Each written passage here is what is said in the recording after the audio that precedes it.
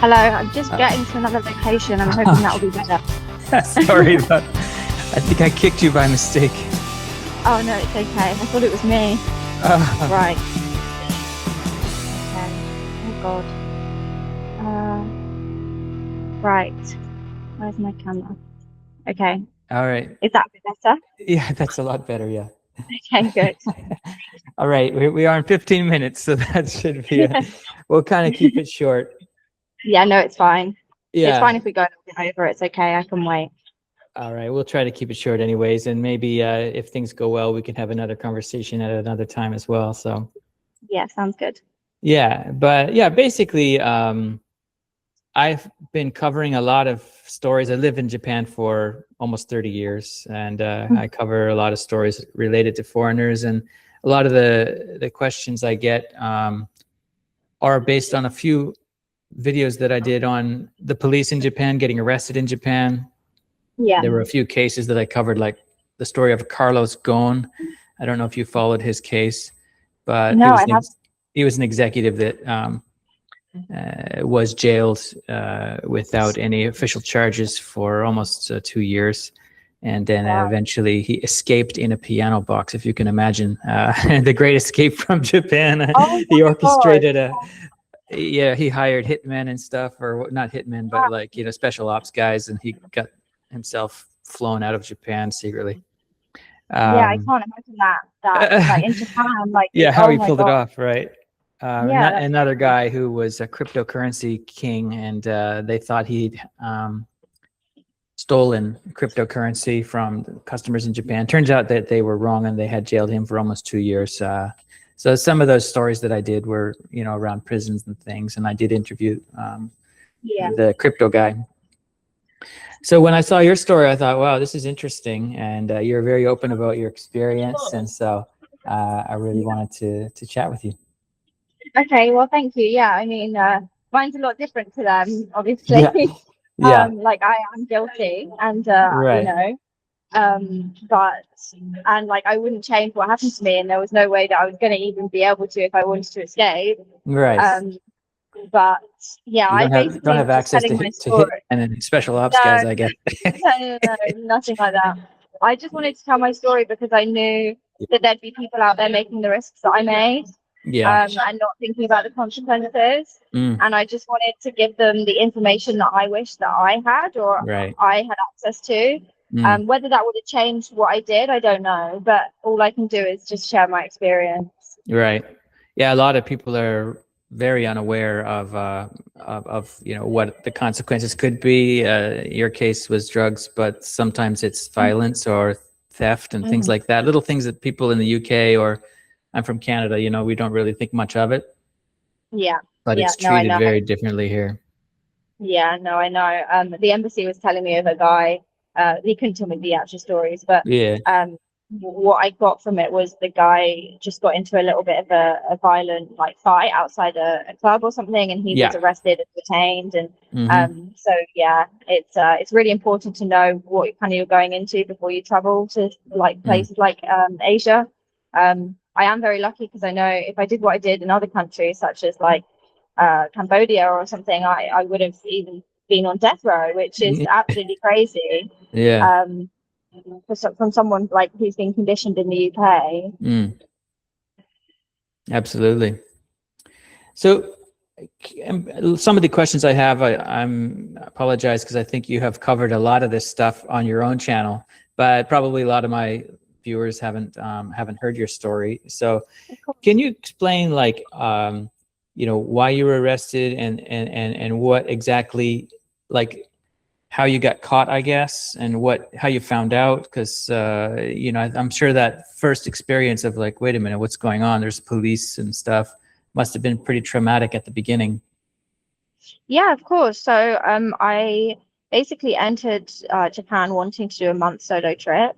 I'd come from the UK and been battling with quite severe ketamine addiction at the time. And when I got to Japan, my addiction was basically nagging at me, at my brain. It's kind of what happens, you get those kind of cravings, and you kind of are desperate to get anything. So I messaged a friend who I thought would know someone in Japan. They said that they didn't, but they knew how I could get it. they said that they'd done it when they went to Miami and it was successful to send it in the post. And I believed them, basically. I wanted to believe them. My addiction was like, yes, fine, like, thank God. Right. And the next day they were in the post office and they sent it in like a birthday card. And over the next 7 days, I was waiting for it and actually enjoying being sober, which is what I plan to do. But when sorry, I'm just going to move 1 second. Yeah. So sorry. Sorry. And then when the birthday card was supposed to arrive, I was tracking it, saw that it'd been held at customs, and got a bit nervous, but I also thought the worst thing that they would do was seize it. It wasn't a lot, it was for personal use, and I just thought they've got bigger fish to fry. So I kind of ignored it, put it to the back of my mind. And then on the 12th of April 2025, I woke up in the morning to like a knock on my door, and there were 9 Japanese police officers with like a court warrant, to search my hotel and search my devices. And they came into my hotel, raided the whole thing, and took me to the police station for a whole day of questioning, which is really intense. I heard about that interrogation thing. Pretty crazy. Yeah, and at this point, like, I'd never really been in trouble with the police before. I didn't know really what to do, but there was something in my brain that was like, you just need to be honest. At first, I wasn't completely honest. I was kind of honest to the point of, someone might have sent me some drugs, but I didn't say that I knew about it. But obviously, all the evidence was on my phone. So as soon as they accessed that, they could have all the evidence. But at first, I really struggled to kind of open up about that and say, like, I knew about it. I said that I had friends back home who might have sent me some drugs in the post, because and I told them about my lifestyle back home, and they asked me if I would do a voluntary urine sample, and I said yes. And then about halfway through the day, they got enough evidence to arrest me. Took my mugshots, my fingerprints, handcuffed me, and then took me to like a holding jail, which I spent 2 days there. And that's when the first lawyer came to see me and basically explained to me the situation, said how long he assumed I'd be there, and told me if I wanted to get out as fast as possible, I needed to basically own up and tell the truth and be honest and remorseful, which is what I did. And I think that's one of the reasons why I'm stood here talking to you now. Yeah, and in the case of Gon, he never admitted to wrongdoing, and they just kept holding him indefinitely and kept interrogating him over and over again for weeks and months. And he just never gave in, and he got lawyers involved. But so then once what was the process then? So they gave you formal charges and they took you to a different prison, like a main prison or something? Yeah, so they had to, the first like 72 hours, as you probably know, are the most important for them. They've got that time to basically gather the evidence to put to the judge whether they should detain you or not. And being foreign, I was a flight risk. So they wanted to gather as much information as possible to detain me so that I wasn't roaming the streets of Japan waiting for my trial. So that's what happened. They got all the evidence, put it forward to the judge. I sat across from the judge with a translator, gave them all of my information, said that I didn't have a residency, and they officially detained me. And that's when they took me to the Osaka Detention Centre, which is where I spent 5 months. All right. Yeah, I'm kind of curious. I mean, I know you must have been freaking out inside your head, and how, I guess they had an official translator who was relaying every question that they said, and then your answer, and then back and forth. You had to wait and stuff, and it must have been like the people that you encountered besides the translator. What was your impression of some of these policemen and investigators that were involved in the case? They were all different, and they changed. My perception changed over time. Obviously, at first, I was just scared of all of them. I didn't, I was like, I don't know what. Yeah, I didn't know what to do. The first translator I got, she, I found that with the translators, because they'd spent time abroad, they were a lot more compassionate than some of the Japanese people who may have not experienced other cultures. Right. So the translators really got along well with me and kind of saw that, you know, I'm just a young woman who's made a mistake, and that I didn't, you know, I was remorseful and honest. But some of the police officers, they really do kind of trick you into thinking that, you know, that you're friends or they're going to help you. And what I found was a lot of the time they were doing that to get me sweet, you know, to make me feel like I could confess and give them all the information. Don't worry about which that. I did anyway. Yeah, exactly. Which I did anyway because I knew that's what I had to do. But a lot of the time when I asked them, oh, you know, can you tell me when this is going to be over? They would kind of say, oh, it could be a month, could be 2 months, could be 3 months, and I would hang on to that. Whereas actually it was 5 months, which is what the original lawyer told me. Right. So they kind of built this hope in me that they might help me get out sooner when that wasn't the case. Yeah. And I saw this morning some of your, just to skip forward a little bit, some of your stories about being inside. You talked about the punishment room, and you talked about some of the screaming and some of the other characters that maybe didn't directly interact with, but sort of really freaked you out. Like, can you talk a little bit about some of the scarier parts of being inside the prison?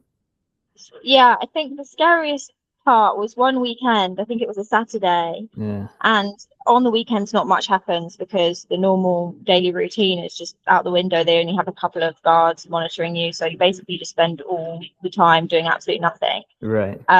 Just reading, and they play the radio all day. And it was after breakfast, and I started to hearing like a commotion from down the hallway, and I couldn't see this one because it was quite far down the hallway from me. But there was guards running around up and down the corridor, yelling stuff in Japanese I couldn't understand. And then all of a sudden they brought these like white whiteboards to cover your windows at the front of the cell. Yeah. And so my whole cell was covered, and I couldn't see what was going on outside. But what I assume is that they did that because it was whoever was going to come down that corridor was injured, or something had happened to them, basically. I don't know for sure, obviously, but I can speculate. And I knew it wasn't the usual like situation where someone would be taken to the punishment room, because I'd seen that happen before, and they don't cover your cell. You can see them because it happened to a woman across the hall from me, which I could see clearly, and then a woman next to me in the cell. So I could see them both clearly getting taken to the punishment room. And this one, I don't know, there was just something really bad about it that didn't sit well with me. Yeah, that was quite a scary day. It's always what you can't see, or what, you know, like if someone blindfolded you and pushed you into a room with that stuff going on, it would be super scary, right? Exactly, 100%. Your imagination is probably worse than what it actually was, but yeah. And also with you know, going to a little bit more positive stuff, or maybe even sort of sentimental, like when you finally got released, like what was the process there in terms of getting out? And then I guess you spent a little bit of time in Japan afterwards too, right? Like before you flew back? Yeah. So I was charged to a 2.5-year sentence, which got suspended. So that meant that I was able to leave.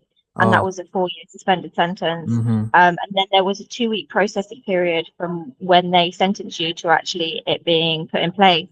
So in this 2 weeks, I basically stayed for like a week and a half. I made sure that I was going to not leave it like literally to the last minute. But I love Japan so much. I love the culture, and there was a real, I don't know, it means so much to me just being there. And I think there was always something pulling me to Japan. It wasn't the reason why I thought it was, but I've learned so much from my experience. And what I didn't want was it to end on not a bad note, because obviously I got released, but end with me going from the detention center onto a plane.